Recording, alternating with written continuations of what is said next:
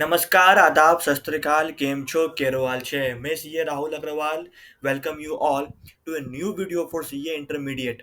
आज हम लोग रिवीजन करने वाले हैं इनकम फ्रॉम हाउस प्रॉपर्टी का। और इनकम फ्रॉम हाउस प्रॉपर्टी बहुत ही छोटा सा चैप्टर, बहुत ही प्यारा सा चैप्टर है। और ये चैप्टर को समझने के लिए मैं बता दूँ, कुछ भी आपको उतना दिमाग लगाने का ज़रूरत नहीं है, एकदम सिंपल सा चैप्टर है। और ये रिविज़नरी वीडियोज़ आपको 20 से 25 मिनट के अंदर पूरा का पूरा टॉपिक आपको रिवाइज़ करवा देगा। और ये पूरे के पूरे नोट्स आपको मेरे टेलीग्राम चैनल पे मिल जाएगा, और जिसका लिंक मैंने यूट्यूब के डिस्क्रिप्शन बॉक्स में दे दिया है। ये पूरा रिविज़न वीडियो आपको मई 25, सितंबर 25 एंड जैन 26 अटेम्प्ट के लिए एप्लीकेबल होने वाला है। तो चलिए शुरू करते हैं एकदम शुरुआत से। तो इनकम फ्रॉम हाउस प्रॉपर्टी क्या बोलता है? इनकम फ्रॉम हाउस प्रॉपर्टी यह बोलता है कि जो भी अगर अगर आपको दो कंडीशन है, सेक्शन नंबर 22 पहले आता है, उसमें दो कंडीशन है। पहला कंडीशन यह बोलता है कि उसका एनुअल वैल्यू, उस हाउस प्रॉपर्टी का एनुअल वैल्यू जो है वो इनकम टैक्स में टैक्सेबल हो जाएगा अगर दो कंडीशन सेटिस्फाई होते हैं तो। पहला कि house property should consist of any building or land appertaining thereto and the assessee must be the owner of the property। मतलब जिसका हाउस प्रॉपर्टी है, जिसके हाथ में टैक्सेबल होगा वो ऑनर होना चाहिए। वो क्या होना चाहिए? उसके पास ऑनरशिप होना चाहिए, मतलब जिसका प्रॉपर्टी है उसी के हाथ में टैक्सेबल होगा। और हाउस प्रॉपर्टी होना चाहिए, मतलब कोई बिल्डिंग उसमें होनी चाहिए, जो भी लैंड है उस पे एक बिल्डिंग होनी चाहिए। और साथ में कोई अगर बिल्डिंग अपर्टेनेंट देयर टू और एनी लैंड अपर्टेनेंट देयर टू, कहने का मतलब है कि कोई भी अगर खाली ज़मीन सामने में है, अटैच लैंड है, तो उसको भी हाउस प्रॉपर्टी मान के चलेंगे। दो पहला दो कंडीशन क्या है कि हाउस प्रॉपर्टी होना चाहिए, हाउस प्रॉपर्टी मतलब एक बिल्डिंग होनी चाहिए, और असेसी उसका ऑनर होना चाहिए। अगर यह दो कंडीशन है तो हाउस प्रॉपर्टी के अंदर आपका इनकम टैक्सेबल हो जाएगा। आर यू फॉलोइंग मी और नॉट? समझ में आया कि सबसे पहले दो कंडीशन सेटिस्फाई अगर हो जाता है तो टैक्सेबिलिटी यहाँ पर आ जाएगी। अब इनकम टैक्स एक्ट के अंदर टैक्सेबिलिटी के पॉइंट ऑफ व्यू से दो तरह का हाउस प्रॉपर्टी है। एक है लेट आउट प्रॉपर्टी और एक है सेल्फ ऑक्यूपाइड प्रॉपर्टी। पहला है लेट आउट प्रॉपर्टी और सेकंड है लेट आउट, और एक है लेट आउट प्रॉपर्टी। दो है, एक एलओपी और एक एसओपी। एलओपी क्या होता है? एलओपी वो होता है जिसको आपने रेंटल पे दे के रखा है, जिस पे आप रेंटल इनकम आप कमाते हो, वो होती है एलओपी, लेट आउट प्रॉपर्टी। उसकी इनकम हमेशा टैक्सेबल होती है। लेकिन जो सेल्फ ऑक्यूपाइड प्रॉपर्टी है, सेल्फ ऑक्यूपाइड प्रॉपर्टी कहने का मतलब है जिसमें आप खुद रह रहे हो या फिर आप उसमें बिजनेस कर रहे हो। अगर आप बिजनेस कर रहे हो तो उसको इग्नोर कर देंगे। अगर आप रह रहे हो, अगर आप खुद अपने सेल्फ अकोमोडेशन के लिए यूज कर रहे हो, तो अप टू टू हाउसेस को हम लोग एसओपी मान लेंगे। मतलब उस पर कोई टैक्स देने की जरूरत नहीं है। वो सारा का सारा ये जो भी इनकम है उस पर एग्जेम्प्ट हो जाएगा। लेकिन अगर दो से ज़्यादा आप हाउस प्रॉपर्टी दिखाते हो कि मैं रह रहा हूँ, वैसा नहीं होगा। थर्ड हाउस प्रॉपर्टी को हम लोग डीएलओपी मान के चलेंगे, मतलब उसको ऐसा ही मान के चलेंगे कि उसको हम लोगों ने लेट आउट करके रखा है। तो मैंने क्या बोला? इनकम टैक्स में दो तरह का हाउस प्रॉपर्टी होता है, एक होता है लेट आउट और एक होता है एसओपी। एलओपी मतलब जिसको आपने एक्चुअली में रेंट आउट करके रखा है, वहाँ कोई रेंटल इनकम आप कमा रहे हो, वो हो गया एलओपी। और एसओपी कौन सा हो गया? जो आप खुद ब खुद आप अपना यूज कर रहे हो, खुद रह रहे हो। तो दो हाउसेस तक का एग्जेम्पशन मिलता है। अगर थर्ड हाउस है आपका तो उसको हम लोग डीएलओपी मान के चलेंगे। तो अब इसका हाउस प्रॉपर्टी का इनकम का कंप्यूटेशन एक अलग तरीके से, computation of income from house property का एक एक तरीका बताया गया है, जिसको आपको फॉलो करके चलना पड़ेगा। ऐसा नहीं है कि जो भी इनकम आपको मिला, वो इनकम आप जो भी रेंटल इनकम आपको मिला, आप वो इनकम टैक्स में ऑफर कर दोगे, ऐसा नहीं है। इसका एक अलग से कंप्यूटेशन करके चले हैं, उसको आपको देखकर चलना है। सबसे पहला आता है म्युनिसिपल वैल्यू और fair rent whichever is higher. मैंने क्या बोला? म्युनिसिपल वैल्यू और fair value whichever is higher, वो हम लोग लेके चलेंगे। म्युनिसिपल वैल्यू मतलब इस प्रॉपर्टी का म्युनिसिपैलिटी के अकॉर्डिंग क्या रेंटल इनकम होना चाहिए। और फेयर रेंट कहने का मतलब है कि मार्केट वैल्यू क्या होना चाहिए। म्युनिसिपल वैल्यू मतलब म्युनिसिपैलिटी के अकॉर्डिंग क्या होना चाहिए, और फेयर रेंट का मतलब है कि मार्केट वैल्यू के अकॉर्डिंग, मार्केट के अकॉर्डिंग इसका क्या रेंट होना चाहिए। विच एवर इज हायर को हम लोग पहले लेके चलेंगे। But subject to the standard rent standard rent कहने का क्या मतलब है? जो रेंट कंट्रोल एक्ट है, तो एक हर एक स्टेट में रेंट कंट्रोल एक्ट है, सो दैट कि किसी भी रियल एस्टेट का रेंटल इनकम उतना ज़्यादा नहीं होना चाहिए। उसको कंट्रोल करने के लिए आप उससे ज़्यादा चार्ज नहीं कर सकते हो। मैं एक सिंपल सा एग्जांपल आपको लेके चलता हूँ। लेट अस सपोज कि म्युनिसिपल म्युनिसिपल वैल्यू है आपका 100 रुपीज, और आपका जो है फेयर रेंट जो है मार्केट के अकॉर्डिंग बोला ऐसा है कि वो है 120 रुपीज। तो whichever is higher is 120, whichever is higher is only 120 rupees, right. Now now अगर स्टैंडर्ड रेंट, अगर रेंट कंट्रोल एक्ट के अकॉर्डिंग इसका रेंट ओनली 80 रुपीज अगर बोला जा रहा है, तो expected rent whichever is lower लेंगे, विच एवर इज लोअर लेंगे, and that will be rupees 80 only, that will be rupees 80 only. तो बात समझ में आती है कि नहीं आती है। म्युनिसिपल वैल्यू और fair value whichever is higher में आपको एक अमाउंट मिल जाएगा, बट ये अमाउंट कभी भी स्टैंडर्ड रेंट से ज्यादा हो नहीं सकता है, इसलिए हम लोग विच एवर इज लोअर लेकर चलते हैं। समझ में आया कि नहीं आया? यहाँ तक बात समझ में आ गई आपको? चलिए, अगर यहाँ तक बात समझ में आ गई, अब हम लोग देखेंगे कि हम लोग को एक्चुअल में रेंट कितना मिला। यहाँ पे हम लोग के अकॉर्डिंग वैल्यू कितना आना चाहिए एक्सपेक्टेड रेंट का, 80 रुपीज। बट अगर हम लोग को 90 रुपीज मिल गया, तो हम लोग 90 पे टैक्स लेगा, इनकम टैक्स। अगर आपको 70 मिला, तो हम लोग 70 पे ही टैक्स, अगर तो हम लोग 80 पे टैक्स लेके चलेंगे, मतलब इतना पे तो आपको टैक्स पे करना पड़ेगा ही पड़ेगा। तो नाउ रेंट रिसीव, जितना रेंट आपको मिला प्लस रेंट रिसीवेबल जितना आपको मिलने वाला है, minus unrealised rent. Unrealised rent कहने का मतलब है ऐसा रेंट जो आपको नहीं मिल पाया, जो आपका बैड डेट हो गया या कोई डिस्प्यूट से नहीं मिल पाया, वो अमाउंट को हम लोग यहाँ पे कंसिडर नहीं करने वाले हैं, क्योंकि वो मिला ही नहीं। तो विच एवर इज हाइयर, अगर मान लेते हैं अगर मेरा 90 रुपीज अगर हम लोग को मिला है, तो 90 rupees is the gross annual value. अगर लेते हैं कि हम लोग को 60 रुपीज ही मिला, तो विच एवर इज हाइयर 60, तो हम लोग यहाँ पे 60 को ही लेकर चलने वाले हैं। ये ग्रॉस एनुअल वैल्यू। उसके बाद आता है म्युनिसिपल टैक्स। अगर म्युनिसिपल टैक्सेस ने अगर आपने पे किया है, ये पेमेंट बेसिस पे अलाउड होता है। म्युनिसिपल टैक्स पेमेंट बेसिस पे अलाउ होता है। म्युनिसिपल टैक्स अगर आपने पे किया है, तो उसका हम लोग डिडक्शन लेने के बाद आ जाता है हम लोग का नेट एनुअल वैल्यू, आ जाता है हम लोग का net annual value which is the NAV. SOP के केस में the NAV is nil. SOP के केस में एनएवी हम लोग का नील रहता है, मतलब जीरो रहता है। एलओपी या डीएलओपी के केस में हम लोग को एनएवी का कैलकुलेशन करके चलना पड़ता है। एलओपी या डीएलओपी के केस में एनएवी का कैलकुलेशन करके चलना पड़ता है। एसओपी के केस में नील होता है। अब क्या होता है कि हम लोग को कुछ डिडक्शन मिलके चलता है। एक होता है एनएवी का 30%, और होता है सेकेंड है हम लोग का इंटरेस्ट ऑन लोन।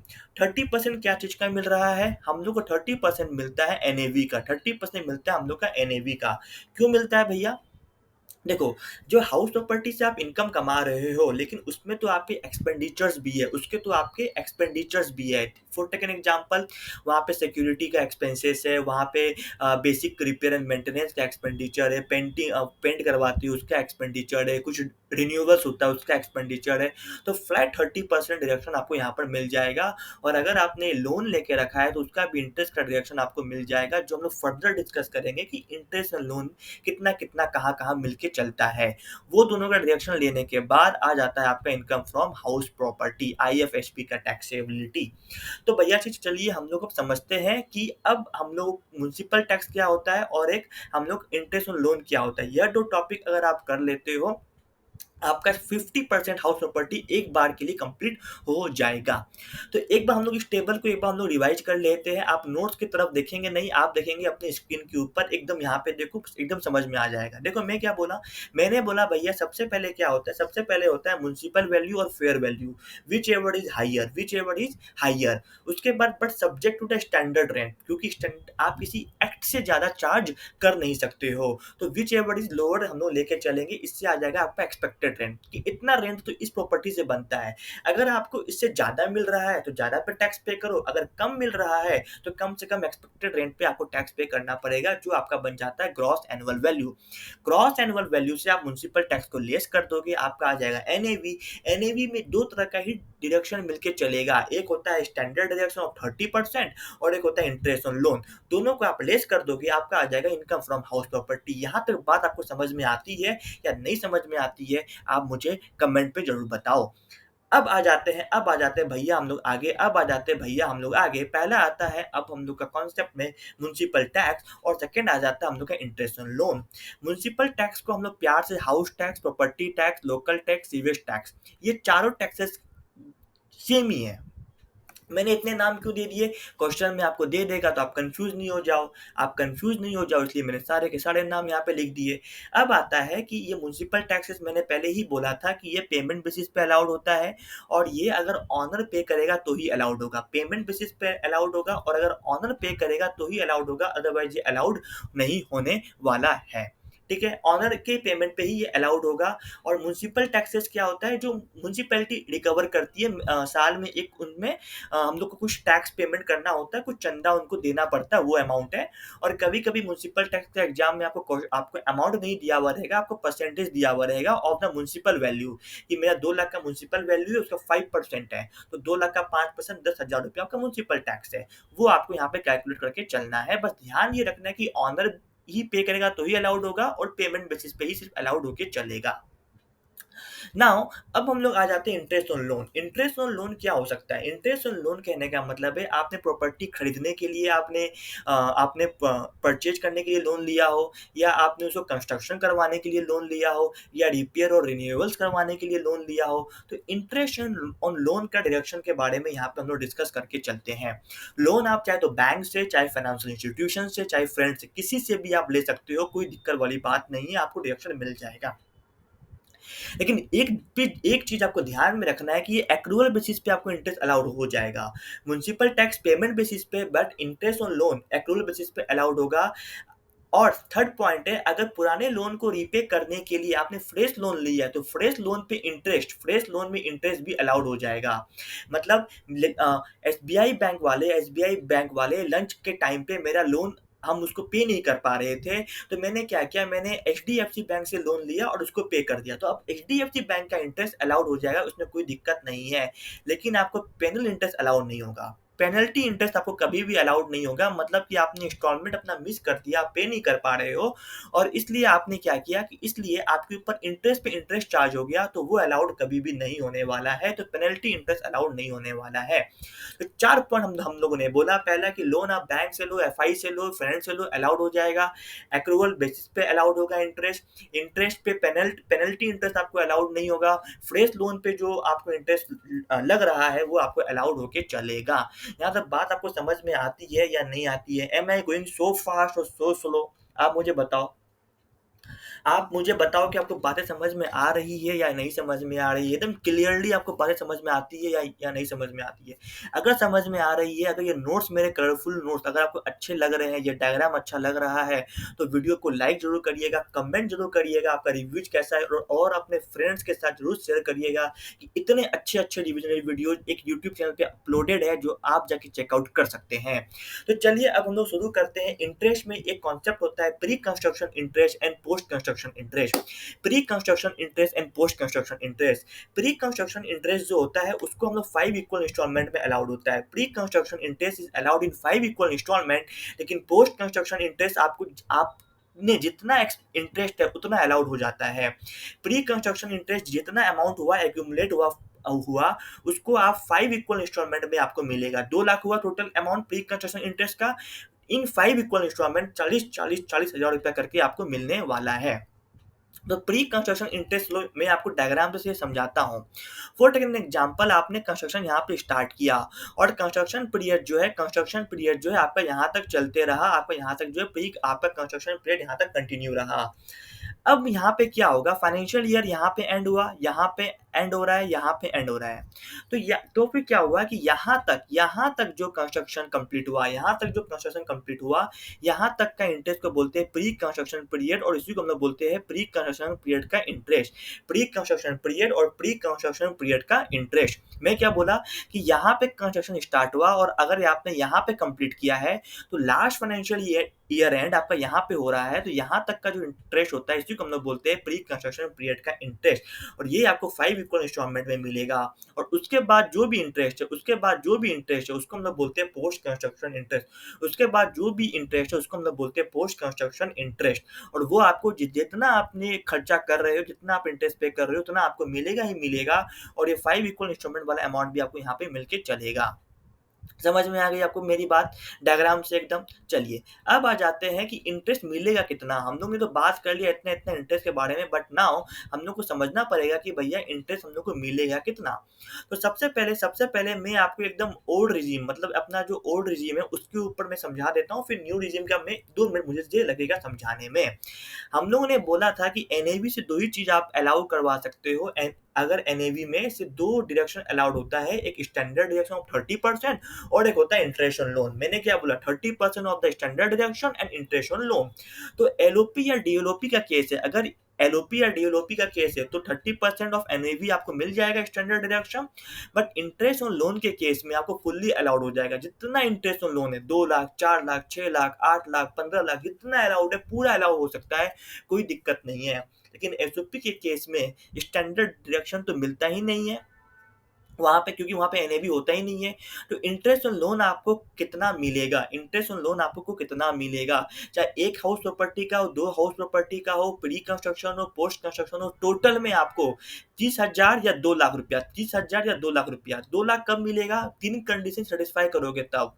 अगर आपने एक्विजिशन के लिए मतलब परचेज करने के लिए या कंस्ट्रक्शन करने के लिए किया हो, कंस्ट्रक्शन आपका 5 ईयर्स के अंदर कंप्लीट हो गया हो और लोन आपने 1/4/99 के बाद लिया हो, तो 2 लाख का आपको इंटरेस्ट का डिडक्शन मिल जाएगा। अदरवाइज आपको ओनली 30,000 का ही मिलेगा। अगर आपने रिपेयर, रिन्यूअल, रिकंस्ट्रक्शन के लिए भी लिया है तो भी आपको 30,000 का ही मिलने वाला है। मैंने क्या बोला, परचेज के लिए लिए हो या कंस्ट्रक्शन करने के लिए लिए हो और कंस्ट्रक्शन 5 ईयर्स में कंप्लीट हो जाता है और लोन आप 1/99 के बाद अगर आप ले रहे हो, 3 कंडीशन है, तो 2 लाख रुपए का आपको जो है डिडक्शन मिलेगा, नहीं तो आपको 30,000 का मिलेगा, चाहे आप रिपेयर के लिए करवा रहे हो या रिन्यूअल के लिए करवा रहे हो, या इसमें से कोई भी एक भी कंडीशन अगर आप सेटिस्फाई नहीं कर रहे हो तो आपको 30,000 का ही डिडक्शन मिलने वाला है। समझ में आती है आपको यहाँ तक मेरी बात? तो 2 लाख का कब मिलेगा? 2 लाख का तभी मिलेगा जब एक्विजिशन के लिए हो या फिर कंस्ट्रक्शन के लिए हो, 5 ईयर्स के अंदर आपने कंप्लीट कर दिया हो, साथ में लोन जो है आपने 1/99 के बाद लिया हो, तो फिर 2 लाख का मिलेगा, नहीं तो 30,000 मिलेगा in all other scenario. New regime में अगर आप आते हो, अगर आप 115 बीएसयू ऑप्ट कर लेते हो, तो ये वाला चार्ट को आप भूल जाना है, यहाँ पे कुछ नहीं मिलेगा। न्यू रिजीम में एसओपी में कुछ भी नहीं मिलता है। No reduction of interest on loan is allowed for self occupied property. कुछ भी आपको नहीं मिलेगा, आपको सिर्फ ये वाला प्रोविजन याद रखना है न्यू रिजीम में। ओल्ड रिजीम में आपको ये वाला भी ध्यान में रख के चलना पड़ेगा। बात आगे समझ में आपको यहाँ पे? अब चलिए, अब आ जाते हैं कुछ छुटपुट टॉपिक पे, एकदम 2-2 मिनट के टॉपिक से आपके कंप्लीट होके चलते जाएंगे। सबसे पहला मैंने आपको बोला था अर्लियर रेंट के बारे में और एक हम लोगों ने बोला था अनरियलाइज्ड रेंट के बारे में। एक हम लोगों ने बोला था अर्लियर रेंट के बारे में और हम लोगों ने एक बोला था अनरियलाइज्ड रेंट के बारे में। अर्लियर रेंट कहने का मतलब है rent which is under dispute. Earlier rent कहने का मतलब है rent which is under dispute, मतलब समझ में नहीं आया, अग्रीमेंट का टर्म समझ में नहीं आया तो वो डिस्प्यूटेड रेंट है। और अनरियलाइज्ड रेंट वैसे रेंट है जो आप टेनेंट से रिकवर नहीं कर पा रहे हो। अनरियलाइज्ड रेंट वैसे रेंट है जो आप टेनेंट से रिकवर नहीं कर पा रहे हो, तो उसका डिडक्शन आपको मिल जाएगा अगर टेनेंट बोनाफाइड है, टेनेंट जेन्युइन टेनेंट है, और जो डिफॉल्टिंग टेनेंट है आपने उसको बोल दिया आप घर खाली कर दो, आपने लीगल प्रोसीडिंग्स कर लिया है और आपने उसको कहीं और जगह नहीं दिया है, मतलब आपने उसको बोला घर खाली कर, कहीं और जगह नहीं दिया है, लीगल स्टेप्स आपने ले लिया और जेन्युइन है, तो आपको अनरियलाइज्ड रेंट का आपको डिडक्शन मिल जाएगा। और अगर फ्यूचर में आपको इसकी रिकवरी हो जाती है कोई भी आउटस्टैंडिंग रेंट या रेंट अंडर डिस्प्यूट का, तो आप उसका 70% ऑफर कर देना इनकम टैक्स में आईएफएसपी के अंदर, इररेस्पेक्टिव आप उसके ऑनर हो या ऑनर नहीं हो, उससे कोई मतलब नहीं है, क्योंकि डिडक्शन आपको दिए थे पहले, तो अभी आपको इनकम में भी ऑफर करना पड़ेगा। 70% इसलिए बोला जा रहा है क्योंकि 30% जो स्टैंडर्ड रिएक्शन होता है उसको हम लोग यहाँ पे कंसिडर करके चल रहे हैं। अब आ जाता है दो चीज concept, partly late out property and concept of vacancy rent. दो कॉन्सेप्ट है, बहुत छोटे छोटे से कॉन्सेप्ट है, बस आपको ध्यान में रखना है। लेट आउट प्रॉपर्टी अगर ऐसा है, मान लेते हैं लेट आउट मैंने एरिया वाइज किया हुआ है, मान लेते हैं 1000 स्क्वायर फीट का मेरा घर है, मैंने क्या किया कि पहला 400 स्क्वायर फीट में मैं रहूंगा, 600 स्क्वायर फीट मैंने आपको रेंट पे दिया, तो आपको municipal value, fair rent, standard rent, everything आपको जो एरिया वाइज डिवाइड करना है एलओपी और एसओपी के केस में। लेकिन अगर टाइम वाइज है, टाइम वाइज कहने का मतलब क्या है कि मेरा ये प्रॉपर्टी है, 2 महीना मैंने रहा, 10 महीना मैंने जो है लेट आउट में दे दिया। तो भी ऐसा मान लिया जाएगा कि पूरा का पूरा जो भी हम लोग municipal value, fair rent, standard rent जो भी कंप्यूट करेंगे वो पूरे 12 महीना के लिए करेंगे। ऐसा मान लिया जाएगा कि वो deemed to be let out property है। ऐसा मान लिया जाएगा कि वो deemed to be let out property है। तो मैं क्या बोल रहा हूँ, अगर एरिया वाइज़ है तो एरिया वाइज़ हम लोग अलग-अलग कर लेंगे, municipal value, fair rent, standard rent सब कुछ चीज़ को। टाइम वाइज़ है तो ऐसा मान लिया जाएगा कि पूरा का पूरा प्रॉपर्टी ही पूरे साल के लिए रेंट आउट किया गया था। उसमें हम लोग ऐसा नहीं करेंगे, 10 महीना और 2 महीना का रेशियो में डिवाइड करने वाले नहीं हैं। अब हम लोग समझते हैं एक concept, that is the concept of vacancy rent. Vacancy rent क्या होता है? जब भी कोई ऐसा प्रॉपर्टी होता है जो वैकेंट रह गया, मैंने ऑक्युपाइड नहीं किया, मतलब जो टेनेंट था वो 10 महीना रहा, 1 महीना नहीं रहा और वो खाली हो गया। तो अब क्या होगा? अब बात को समझो, तब जो है हम लोग कैसे जो ग्रॉस एनुअल वैल्यू हम लोग निकालेंगे, ग्रॉस एनुअल वैल्यू। देखो, हम लोग क्या करेंगे, एक्सपेक्टेड रेंट तो आपको मालूम ही है, municipal value, fair rent, whichever is higher but subject to standard rent is the expected rent. But हम लोग अब ग्रॉस एनुअल वैल्यू के लिए क्या करने वाले हैं? अगर वैकेंसी है तो एक्चुअल रेंट जितना हमको रेंटल इनकम आया, वैकेंसी रेंट मतलब 2 महीना खाली था तो उसका रेंट कितना हो गया, इस दोनों को ऐड कर दिए। अगर ये ज़्यादा है, अगर एक्सपेक्टेड रेंट मेरा ज़्यादा है, तो इसका मतलब अगर वो टेनेंट यहाँ रहता भी, तो भी तो आप हमको पूरा का इसी पे आप हमको टैक्स ऑफर करवाते। तो इसलिए जीएबी हो जाएगा एक्सपेक्टेड रेंट। लेकिन क्या हुआ कि एक्चुअल रेंट तो मिल ही गया, लेकिन वैकेंसी रेंट क्या हुआ? वैकेंसी रेंट कम था। मतलब क्या हुआ कि ये जो है ज़्यादा हो गया। ये जो है actual rent plus vacancy rent is higher than the expected rent. इसका मतलब क्या हुआ कि भैया अगर टेनेंट हमको पैसा दिया होता तब ना हम आपको एआर प्लस वीआर पे टैक्स पे किए होते। हमको तो वीआर का पैसा ही नहीं आया, तो इस पे हम टैक्स पे क्यों करें? तो इसलिए हम टैक्स पे करेंगे सिर्फ एआर के ऊपर। समझ में आया बात आपको? एक बार आप और सुनना इस चीज़ को। मैं क्या बोल रहा हूँ, A R plus V R यह जो है कम है ई आर से। तो अगर पैसा आ भी गया होता तो भी तो आप ई आर पे ही देते, क्योंकि ई आर इज हायर। लेकिन यहाँ पे क्या हो गया, यहाँ पे क्या हो गया कि ए आर तो आपको आ गया, वी आर तो आया नहीं, लेकिन ये ज्यादा हो गया। वी आर आया नहीं, उस पर टैक्स पे करवाओगे मुझसे, तो इसलिए ए आर ही is the G A V बन जाता है हम लोग की इस केस में। समझ में आए कि नहीं आए बात? चलो, अगर समझ में आया तो लाइक कर देना यार, मज़ा आ जाता है आपका लाइक से ही मैं इतना वीडियोस बनाता हूँ, इतना नोट्स मैं आपके लिए कर रहा हूँ। बस अब 2 पॉइंट है, 3 पॉइंट है, छोटे-छोटे पॉइंट है, कॉन्सेप्ट ऑफ कंपोजिट रेंट है। कंपोजिट रेंट क्या होता है? जब भी किसी प्रॉपर्टी के साथ आपको एडिशनल फैसिलिटीज़ दिया जाता है, जैसे लिफ्ट हो गया, सिक्योरिटी हो गया, जिम हो गया, स्विमिंग हो गया, तो ये सब जो फैसिलिटीज़ दिया जाता है, पावर बैकअप्स हो गया, या जो फर्निश हाउस होता है, तो वो होता है कंपोजिट रेंट। मतलब प्रॉपर्टी का तो रेंट है ही है, साथ में उन सब का भी रेंट एक होता है। अगर लेट आउट पॉसिबल ही नहीं है ये सब फैसिलिटी के बिना, तो जो रेंटल इनकम आएगा वो पीजीबीपी या आईएफओएस में आप ऑफर कर दोगे। अगर आपका बिजनेस है तो पीजीबीपी, नहीं तो अदर सोर्सेस। अगर लेट आउट पॉसिबल है, इन सब एसेट्स के बिना भी लेट आउट पॉसिबल है कि ये एसेट को अलग कर देंगे तो भी जो है लेट आउट इज पॉसिबल। तो क्या अग्रीमेंट सेपरेट कर रहा है कि देखो प्रॉपर्टी का इतना इनकम है और ये फैसिलिटी का ये इनकम है? क्या ये अग्रीमेंट अलग कर रहा है? अगर अग्रीमेंट अलग अलग करके चल रहा है, तो हाउस प्रॉपर्टी का रेंट आईएफएसपी में और अदर एसेट्स का रेंट पीजीबीपी में, और अग्रीमेंट सेपरेट कर ही नहीं पा रहा है। मतलब एक ही बार में, मतलब 2 लाख रुपया महीने का रेंट है, उसमें अलग ही नहीं है कि भैया देखो हाउस प्रॉपर्टी का 1,80,000, अदर फैसिलिटीज का 20,000 रुपया, तो वो अलग कर नहीं पा रहा है। वो अलग अगर कर ही नहीं पा रहा है तो हम कैसे अलग करेंगे? तो इसलिए वही आईएफओएस और पीजीबीपी में। मैंने क्या बोला, अगर रेंट आपको एक साथ मिल रहा है, अगर वो लेट आउट पॉसिबल ही नहीं है पूरे फैसिलिटीज के बिना, लाइक पीजी, तो पीजीबीपी या आईएफओएस में अगर सेपरेट करना है कि हाँ भैया हो सकता है कि लेट आउट कर सकते हैं अलग अलग, अग्रीमेंट में सेपरेट है, हाँ सेपरेट है, तो प्रॉपर्टी का इनकम आईएफएसपी, अदर फैसिलिटी जाएगा पीजीबीपी या आईएफओएस। अग्रीमेंट सेपरेबल कर ही नहीं पा रहा है, अग्रीमेंट में अलग अलग अमाउंट है ही नहीं, तो वही पीजीबीपी या आईएफओएस। अब आ जाता है को ऑनरशिप का कॉन्सेप्ट। को ऑनरशिप ऐसा कॉन्सेप्ट है जहाँ पे 2 लोग मिलके, 3 लोग मिलके, एक से ज्यादा लोग मिलके किसी प्रॉपर्टी को एक्वायर करते हैं। तो जो एसओपी के केस में जो 30,000 तो 2 लाख का जो मैंने बात किया था ना ओल्ड रिजीम में, वो पर ऑनर मिलेगा, ईच कॉर्नर को मिलने वाला है 30,000 या 2 लाख का लिमिट। और अगर लेट आउट है, तो लेट आउट में क्या करेंगे, पूरा का पूरा हम लोग डिडक्शन दे इनकम कंप्यूट कर लेने के बाद ओनरशिप के बेसिस पे हम लोग इनकम को डिस्ट्रीब्यूट कर लेंगे। इतना इंपॉर्टेंट नहीं है, बट ध्यान में रखना है। एसओपी के केस में सिर्फ इंटरेस्ट ऑन लोन मिलता है, तो सबको अलग अलग मिल जाएगा। 30,000 तुम ले लो, 2 लाख तुम ले लो, तुम भी 30,000, 2 लाख तुम भी ले लो। एलओपी के केस में पूरा का पूरा इंटरेस्ट अलाउ होता ही होता है, तो जो इनकम आएगा वो हम लोग ऑनरशिप के बेसिस में हम लोग उसको डिस्ट्रीब्यूट करके चलेंगे। नाउ अगर आप प्रॉपर्टी को स्टॉक इन ट्रेड रख के चलते हो, तो नाउ प्रॉपर्टी को अगर आप स्टॉक इन ट्रेड लेके चलते हो, तो इसका मतलब क्या हुआ कि जो बिल्डर होते हैं, बिल्डर के लिए ये सब जो होती है, ये सब कैपिटल एसेट नहीं होती है, उनके लिए यह एक बिजनेस एसेट होती है, उनके लिए एक स्टॉक इन ट्रेड होती है। तो फॉर टेक एन एग्जाम्पल कि यहाँ पे उन्होंने प्रॉपर्टी बनाना स्टार्ट किया और ये फाइनेंशियल ईयर एंड आ गया, ठीक है, ये भी फाइनेंशियल ईयर एंड है, ये भी फाइनेंशियल ईयर एंड है। तो जिस साल उन्होंने प्रॉपर्टी बनाना स्टार्ट किया, वहां से एंड से लेके 2 साल तक, दो साल तक हम लोग उस पे आप पे कोई इनकम नहीं मानेंगे। उसके बाद हम लोग इसको जो है ऐसे मान लेंगे कि आपने इस प्रॉपर्टी को लेट आउट किया हुआ है।